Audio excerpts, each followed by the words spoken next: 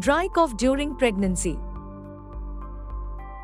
Dry cough is a very common problem during pregnancy that can subside over time.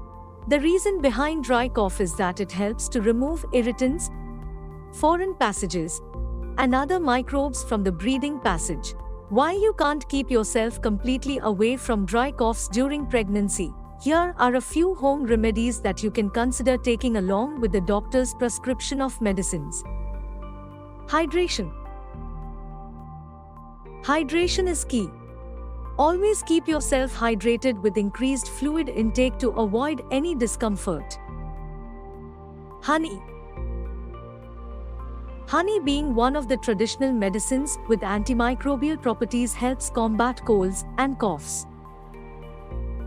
Gargling. Gargling with warm salt water is one of the best ways to get instant relief from a dry cough. Turmeric milk.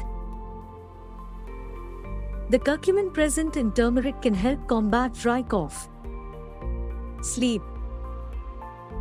There is nothing that a good sleep can't heal. So, take as many naps as required for you and the baby.